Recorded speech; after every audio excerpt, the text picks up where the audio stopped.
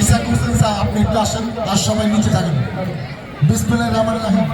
নয়াহাট গণবিদ্যাপীঠ উচ্চ বিদ্যালয় এই বার্ষিক ক্রীড়া প্রতিযোগিতা শেষে আজকে এই পুরস্কার বিতরণ অনুষ্ঠানে, সাংস্কৃতিক অনুষ্ঠানে উপস্থিত আছেন আপনাদের স্কুলের সম্মানিত প্রধান শিক্ষক মোহাম্মদ ইসাক হোসেন, রাজনৈতিক দলের নেতৃবৃন্দ, ম্যানেজিং কমিটির সম্মানিত সদস্যবৃন্দ, শিক্ষক মণ্ডলী, এলাকাবাসী, অভিভাবকবৃন্দ ও প্রিয় ছাত্রছাত্রীবৃন্দ, আসসালামু আলাইকুম। আমার সত্যি খুব ভালো লাগছে যে এই ৮-১০ দিনের মধ্যে আমি এটা ৬ নম্বর স্কুল বার্ষিক ক্রীড়া প্রতিযোগিতায় আমি গেলাম। আমি গিয়েছি কালকেরা স্কুল অ্যান্ড কলেজ, গিয়েছি ঈশ্বরকান্দি উচ্চ বিদ্যালয়, গিয়েছি নিশ্চিন্তপুর দেওয়ান উচ্চ বিদ্যালয়, যাব স্কুল ও কলেজ, ওমান ইসলামের জয়গঞ্জা স্কুল এবং আরও একটি প্রতিষ্ঠানে। আমি মনে করি যে আজকের অনুষ্ঠানটা এদের সবার থেকে ভালো হয়েছে। আমার একটা লক্ষ্য ছিল যে শিক্ষা প্রতিষ্ঠানে অনুষ্ঠান হবে শিক্ষা প্রতিষ্ঠানের মতো। সেটা হবে কি, এই অনুষ্ঠান হবে ছাত্রছাত্রীদের জন্য, শিক্ষকদের জন্য, রাজনৈতিক দলের নেতাদের জন্য শিক্ষা প্রতিষ্ঠানের বার্ষিক ক্রীড়া প্রতিযোগিতা না। বিগত 15 বছর নেতারা এসে ঘন্টার পর ঘন্টা বক্তৃতা দিচ্ছে, আধা ঘন্টা পুরস্কার দিয়ে চলে গেছে। ছাত্রছাত্রী থাকলো কি থাকলো না, শিক্ষকরা থাকলো কি থাকলো না, এলাকাবাসী থাকলো কি থাকলো না, এইটা নিয়ে কারো কোনো মাথা ব্যথা ছিল না। এবং একটি অরাজনৈতিক প্ল্যাটফর্ম যেখানে রাজনীতি করা যায় না, করে না, সেখানে আমরা রাজনীতি করেছি।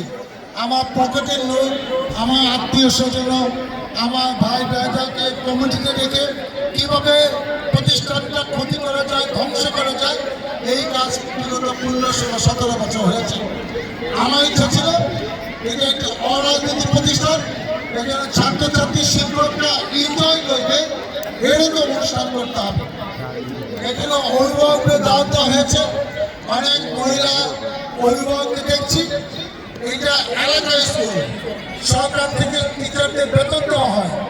সেই স্কুলে বার্ষিক ক্রীড়া প্রতিযোগিতায় যারা পুরস্কার পায় এলাকাবাসী দেখতে পাবে না।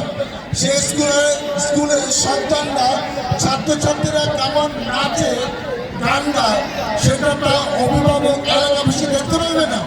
এই স্কুল করছে কার জন্য? এলাকার মানুষের জন্য। সেইগুলো আমরা বহুদিন থেকে ভুলে গেছি। আপনাদের অধিকার আছে, এখন থেকে আপনারা ধরে নেন স্কুলের বার্ষিক ক্রীড়া প্রতিযোগিতা সবচেয়ে বড় অনুষ্ঠান। সেটা হবে আনন্দময়, বিনোদন, মজা। সবাই যেন মাঠে বসে এরকম পরিবেশে এই অনুষ্ঠান উপভোগ করতে পারে, সেই পরিবেশ আমরা তৈরি করে দিব। এবং এইটাই প্রতি বছর আমরা ইনশাল্লাহ করব। আজকে যে ছোট ছোট বাচ্চারা, মেয়েরা যে গান গাইলো, নাচলো, আমি খুব অবাক হয়েছি। এমনও হবে যে এদের মধ্যে যে একজন রাষ্ট্রীয় পর্যায়ে বড় শিল্পী হবে, তাদের আমাদের কষ্ট করে সেখানে টিকিট কেটে সেই অনুষ্ঠান দেখতে যেতে হবে।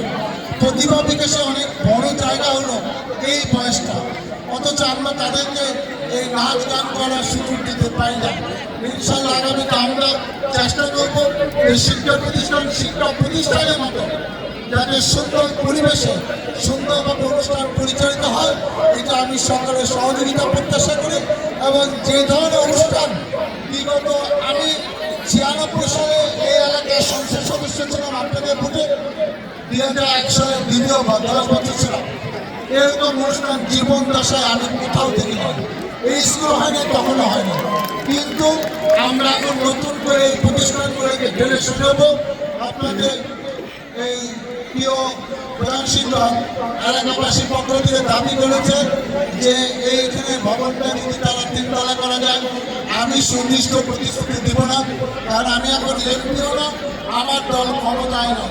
কিন্তু আমি কথা দিতে পারি, কথা দিচ্ছি যে আগামীতে দল ক্ষমতায় আসবে এবং আমি যদি আপনাদের ভোটে সংসদ সদস্য হতে পারি, সবার আগে এটা একটা সুন্দর 3 তলা ভবন হবে, যে ভবনে অডিটোরিয়ামের মতো 400-500 স্টুডেন্ট বসে কোনো কালচারাল অনুষ্ঠান দেখতে পারে।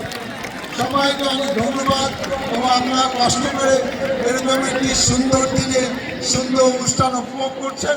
আর আমি সময় নিতে চাই না, আমাদের আর 3টি ইভেন্ট বাকি আছে নাচের, সেটা শেষ করে আমাদের বক্তৃতা পর্ব শেষ।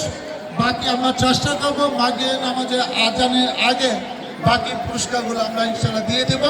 আমরা চাই আগামীতেও আপনাদেরকে সাথে নিয়ে, আপনাদেরকে পাশে নিয়ে এর চেয়ে ভালো সুন্দর অনুষ্ঠান এই গণবিদ্যাপীঠ উচ্চ বিদ্যালয় মাঠে অনুষ্ঠিত হবে, এই প্রত্যাশা ব্যক্ত করে আমি শেষ করছি। আল্লাহ হাফেজ। বাংলাদেশ জিন্দাবাদ। নৃত্য পরিবেশন করছে